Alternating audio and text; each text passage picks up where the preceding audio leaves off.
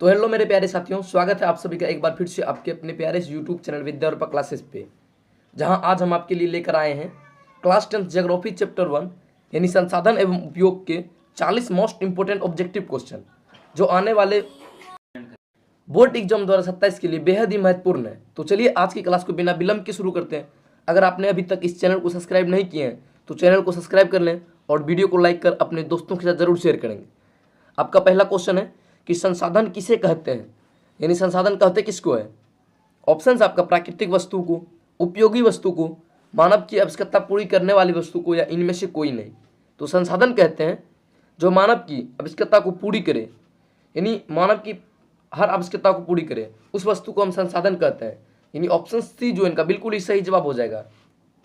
और आप लोग का अगला प्रश्न है कि संसाधन को उत्पत्ति के आधार पर कितने भागों में बांटा गया है, 2, 3, 4 या 5। तो उत्पत्ति के आधार पर संसाधन को 2 भागों में बांटा गया है, यानी ऑप्शन ए जो है इनका बिल्कुल ही सही जवाब हो जाएगा। और वो जो है जैव और अजैव होता है। क्या होता है? जैव और अजैव भागों में बांटा गया। ये 2 भाग है किसके आधार पर? उत्पत्ति के आधार पर। और आप लोग का अगला प्रश्न है, प्रश्न नंबर 3 है कि जीवित संसाधन को क्या कहा जाता है? अजैव, जैव, नवीकरणीय और अनवीकरणीय। तो जीवित संसाधन, तो जीवित से होता है जैविक, यानी जीवित से हो जाएगा जैव। क्या हो जाएगा? जैव। और निर्जीव से क्या हो जाएगा? अजैव। तो ये आपको याद रखना है, यानी ऑप्शन बी जो इनका बिल्कुल ही सही जवाब हो जाएगा। और आप लोग का अगला प्रश्न है कि कोयला किस प्रकार का संसाधन है? नवीकरणीय, अनवीकरणीय, जैव और प्रवाही। तो कोयला जो है एक प्रकार का अनवीकरणीय संसाधन है। और अनवीकरणीय संसाधन उसे कहते हैं जिसका उपयोग एक बार करने के बाद हम दोबारा उपयोग नहीं कर सकते हैं। जैसे कोयला, पेट्रोलियम, ये सब क्या है? अनवीकरणीय संसाधन। और नवीकरणीय संसाधन में आ जाएगा आपका सौर ऊर्जा, पवन ऊर्जा, सूर्य इत्यादि। ये सब क्या क्या होगा? नवीकरणीय संसाधन। तो ये आपको याद रखना है। और आप लोग का अगला प्रश्न है, प्रश्न नंबर 5 है कि सौर ऊर्जा किस प्रकार का संसाधन है? नवीकरणीय, अनवीकरणीय, राष्ट्रीय या सामुदायिक। तो सौर ऊर्जा जो है, अभी आपको जस्ट इससे एक पहले एग्जाम्पल में बताएं कि सौर ऊर्जा एक नवीकरणीय संसाधन है, यानी ऑप्शन ए जो है इनका बिल्कुल ही सही जवाब हो जाएगा, क्योंकि सौर ऊर्जा कभी समाप्त ही नहीं होता इसीलिए। और आप लोग का अगला प्रश्न है, प्रश्न नंबर 6 है कि संसाधन का विवेकपूर्ण उपयोग किसे कहते हैं? संसाधन संरक्षण को, संसाधन विकास को, संसाधन योजना को या संसाधन निर्माण को। तो संसाधन का विवेकपूर्ण उपयोग जो है यह आपका संसाधन योजना को कहते हैं, यानी ऑप्शन सी जो इनका बिल्कुल ही सही जवाब हो जाएगा। और आप लोग का अगला प्रश्न है कि संसाधन के रूप में किसी पदार्थ का अस्तित्व किस पर निर्भर करता है? उसकी मात्रा पर, उपयोगिता पर, मूल्य पर या रंग पर। तो इनका जो है सही उत्तर उपयोगिता हो जाएगा, यानी ऑप्शन बी जो इनका बिल्कुल ही सही जवाब हो जाएगा। और आप लोग का अगला प्रश्न है, प्रश्न नंबर 8 है कि संसाधनों के संरक्षण की आवश्यकता क्यों है? यानी संसाधन के जो संरक्षण की आवश्यकता क्यों है, यह आपको लघु उत्तरीय प्रश्न में भी पूछ सकता है, यानी 2 नंबर में पूछ सकता है। ऑप्शन आपका संसाधन सीमित है, संसाधन अधिक है, संसाधन बेकार है या कोई कारण नहीं। तो संसाधन के संरक्षण की आवश्यकता क्यों है? क्योंकि संसाधन जो है सीमित मात्रा में है, यानी ऑप्शन ए जो है इनका बिल्कुल ही सही जवाब हो जाएगा। और आप लोग का अगला प्रश्न है, प्रश्न नंबर 9 है कि संसाधन का अत्यधिक उपयोग किस समस्या को जन्म देता है? विकास को, पर्यावरण संकट को, जनसंख्या वृद्धि को या रोजगार को। तो संसाधन का अत्यधिक उपयोग जो है पर्यावरण संकट को जन्म देते हैं, यानी ऑप्शन बी जो इनका बिल्कुल ही सही जवाब हो जाएगा। और आप लोग का अगला प्रश्न है, प्रश्न नंबर 10 है कि संसाधन योजनाओं की आवश्यकता क्यों है? संसाधन का समान वितरण के लिए, संसाधन का संरक्षण के लिए, विकास के लिए, उपयुक्त सभी के लिए। तो इनमें देखिए संसाधन योजनाओं का जो है आवश्यकता इन सभी के लिए, विकास के लिए भी है, संसाधन का संरक्षण के लिए भी है और उनका समान वितरण के लिए भी, यानी उपयुक्त सभी इनका सही आंसर हो जाएगा, डी नंबर।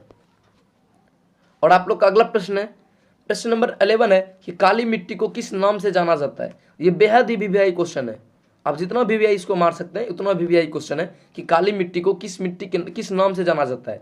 कपास मिट्टी, लाल मिट्टी, दोमट मिट्टी या जलोढ़ मिट्टी।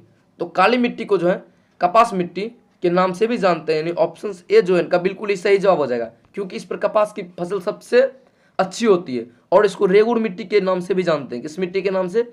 रेगुड़ मिट्टी के नाम से भी। ये भी क्वेश्चन आपके लिए, ये भी जो है बेहद ही महत्वपूर्ण है, रेगुड़ मिट्टी के नाम से जानते हैं। और आप लोग का अगला प्रश्न है, प्रश्न नंबर 12 है कि जलोढ़ मिट्टी कहाँ पाई जाती है?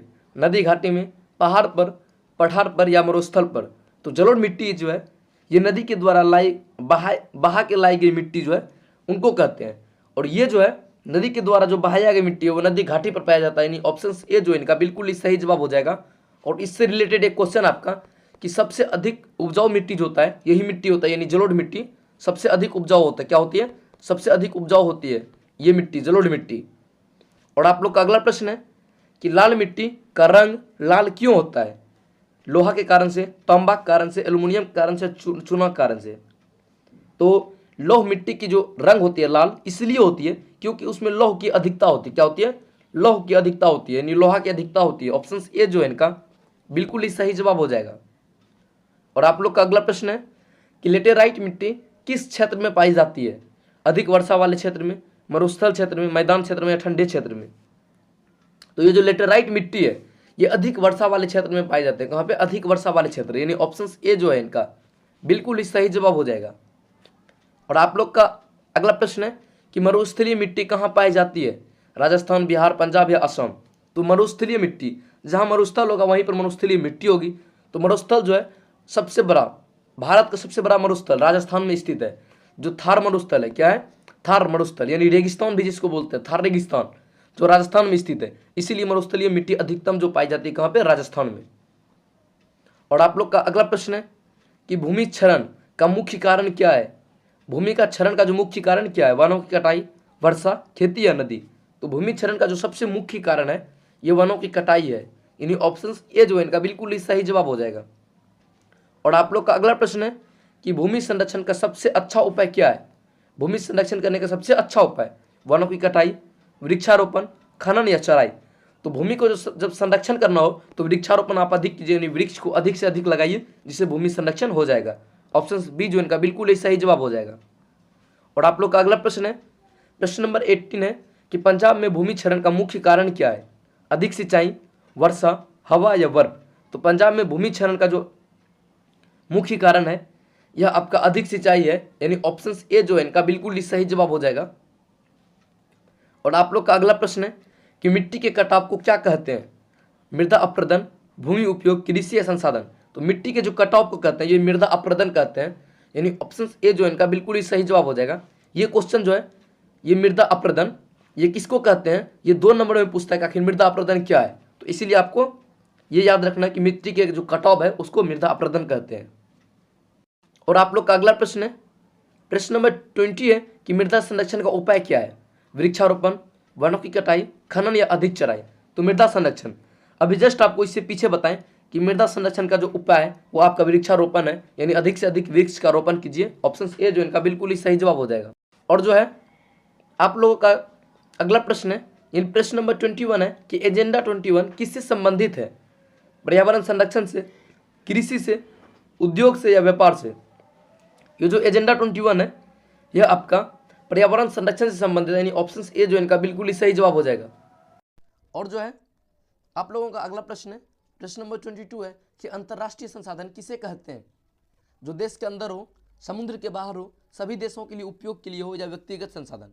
तो अंतर्राष्ट्रीय संसाधन यानी अंतर्राष्ट्रीय संसाधन उसको कहते हैं जो सब देश उपयोग कर सकते हैं। क्या कर सकते हैं? सभी देश उपयोग कर सकते हैं, ऑप्शन सी जो इनका बिल्कुल ही सही जवाब हो जाएगा। और आप लोग का अगला प्रश्न है कि प्रश्न नंबर 23 है कि व्यक्तिगत संसाधन का उदाहरण क्या है? घर, सड़क, मंदिर या नदी? तो व्यक्तिगत संसाधन का जो उदाहरण है ये घर है, यानी व्यक्ति का अपना संसाधन जो घर होता है। और सार्वजनिक संसाधन ये सभी है। क्या है? सार्वजनिक संसाधन है, ये सभी है। और आप लोग का अगला प्रश्न है, प्रश्न नंबर 24 है कि सामुदायिक संसाधन का उदाहरण है। अभी जस्ट आपको बताएं सामुदायिक संसाधन यानी जिसका उपयोग हर व्यक्ति कर सकता है, घर, मंदिर, खेत या कार? तो देखिए घर,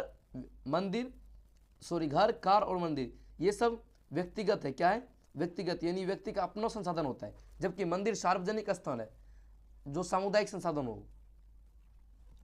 और आप लोग का अगला प्रश्न है कि राष्ट्रीय संसाधन किसे कहते हैं? सरकार के नियंत्रण में, व्यक्ति के नियंत्रण में, गांव के नियंत्रण में, समाज के नियंत्रण में? तो राष्ट्रीय संसाधन हम उसको कहते हैं जो सरकार के नियंत्रण में हो, यानी ऑप्शन ए जो है इनका बिल्कुल ही सही जवाब हो जाएगा। और आप लोग का अगला प्रश्न है कि संसाधन विकास का उद्देश्य क्या है? अधिक उपयोग, संतुलित उपयोग, नष्ट करना या बेचना? तो संसाधन विकास का उद्देश्य है यह आपका संतुलित उपयोग है, यानी ऑप्शन बी जो इनका बिल्कुल ही सही जवाब हो जाएगा। और आप लोग का अगला प्रश्न है कि संसाधनों का असमान वितरण किस समस्या को जन्म देता है? अमीर गरीब अंतर में, विकास और शिक्षा या उद्योग? तो संसाधनों का जो असमान वितरण है यह आपका अमीर गरीब अंतर में समस्या को जन्म देता है, यानी ऑप्शन ए जो इनका बिल्कुल ही सही जवाब हो जाएगा। और आप लोग का अगला प्रश्न है कि संसाधन योजना का पहला चरण क्या है? संसाधनों की पहचान, उपयोग, बिक्री या नष्ट करना? तो संसाधन योजना का जो पहला चरण है ये संसाधनों की पहचान है, यानी ऑप्शन ए जो इनका बिल्कुल ही सही जवाब हो जाएगा। और आप लोग का अगला प्रश्न है, प्रश्न नंबर 29 है कि मिट्टी बनने में कौन सा कारक महत्वपूर्ण है? जलवायु, चट्टान, वनस्पति या उपयुक्त सभी? तो मिट्टी बनने में जो है ये सभी कारक महत्वपूर्ण है, यानी ऑप्शन डी जो इनका बिल्कुल ही सही जवाब हो जाएगा।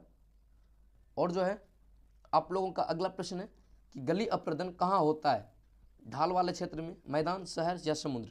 तो गली अपरदन जो होता है ये ढाल वाले क्षेत्र में होता है, यानी ऑप्शन ए जो है इनका बिल्कुल ही सही जवाब हो जाएगा। और आप लोग का अगला प्रश्न है कि सोपानिक कृषि कहाँ प्रचलित है? उत्तराखंड, बिहार, पंजाब या हरियाणा? तो सोपानिक कृषि जो है यह उत्तराखंड में प्रचलित है, यानी ऑप्शन ए जो है इनका बिल्कुल ही सही जवाब हो जाएगा। और आप लोगों का अगला प्रश्न है कि सीमेंट उद्योग का मुख्य कच्चा माल क्या है? चूना पत्थर, लोहा, बॉक्साइट या तांबा? तो सीमेंट उद्योग का जो कच्चा माल है यह आपका चूना पत्थर है, यानी ऑप्शन ए जो है इनका बिल्कुल ही सही जवाब हो जाएगा। जबकि बॉक्साइट सब जो है ये एल्युमिनियम का है। किसका है? एल्युमिनियम का कच्चा माल है।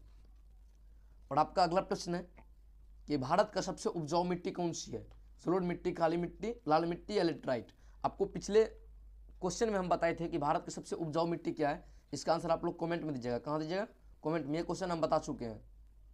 और आप लोग का अगला प्रश्न है कि खदर किस प्रकार की मिट्टी है? नई जलोढ़ मिट्टी, पुरानी जलोढ़ मिट्टी, लाल मिट्टी या काली मिट्टी? तो खदर जो है यह नई जलोढ़ मिट्टी को कहते हैं, यानी ऑप्शन ए जो इनका बिल्कुल ही सही जवाब हो जाएगा। जबकि पुरानी जलोढ़ मिट्टी, नई जलोढ़ मिट्टी को खादर और पुरानी को बांगर कहते हैं। यह भी आपको याद रखना है, पुरानी जलोढ़ मिट्टी को किस नाम से जानते हैं? तो बांगर के नाम से जानते हैं। और आप लोग का अगला प्रश्न है कि बांगर क्या है? कि जस्ट आपको बताया और पूछ भी लिया। पुरानी जलोढ़ मिट्टी, नई मिट्टी, लाल मिट्टी या मरुस्थलीय मिट्टी? तो बांगर जो है ये पुरानी जलोढ़ मिट्टी है, यानी ऑप्शन ए जो है इनका बिल्कुल ही सही जवाब हो जाएगा। और आप लोग का अगला प्रश्न है कि मृदा संरक्षण का उपाय क्या है? पट्टीदार खेती, वृक्षारोपण, सराई नियंत्रण या उपयुक्त सभी? तो मृदा संरक्षण का जो उपाय है यह आपका, ये देखिए 3-4 बार क्वेश्चन रिपीट हो चुका है, ये वृक्षारोपण होगा, यानी ऑप्शन बी जो इनका बिल्कुल ही सही जवाब हो जाएगा। और आप लोग का अगला प्रश्न जो है प्रश्न नंबर 37 है कि संसाधनों का अत्यधिक दोहन किस समस्या को जन्म देता है? प्रदूषण, विकास, शिक्षा या व्यापार? तो अत्यधिक दोहन जो है यह आपका प्रदूषण को जन्म देता है, यानी ऑप्शन ए जो इनका बिल्कुल ही सही जवाब हो जाएगा। और आप लोगों का अगला प्रश्न है प्रश्न नंबर 38 है कि प्राकृतिक संसाधनों का उदाहरण क्या है? पानी, हवा, जंगल या उपयुक्त सभी? तो प्राकृतिक संसाधन इसमें से उपयुक्त सभी है, ऑप्शन डी जो इनका बिल्कुल ही सही जवाब हो जाएगा। और आप लोगों का अगला प्रश्न है कि मिट्टी के कटाव को रोकने का क्या उपाय है? मिट्टी के कटाव को आप रोकना चाहते हैं तो वृक्षारोपण अधिक कीजिए, यानी ऑप्शन ए जो इनका बिल्कुल ही सही जवाब हो जाएगा। और आप लोग का लास्ट क्वेश्चन भी है ये है कि संसाधन संरक्षण क्यों आवश्यक है? तो संसाधन संरक्षण क्यों आवश्यक है ये 2 नंबर में भी पूछता है। तो संसाधन संरक्षण आवश्यक है भविष्य की पीढ़ी के लिए, पर्यावरण संरक्षण के लिए और संतुलित विकास के लिए, यानी उपयुक्त सभी इसका सही आंसर हो जाएगा। दोस्तों ये थी आज की बेहद ही महत्वपूर्ण ज्योग्राफी के फर्स्ट चैप्टर का ऑब्जेक्टिव। उम्मीद करता हूँ आपको ये क्लास अच्छी तरह से समझ में आया होगा। मिलते हैं अगले वीडियो में अगले अध्याय के साथ। तब तक आप अपना ख्याल रखें, अपने परिवार का ख्याल रखें। धन्यवाद।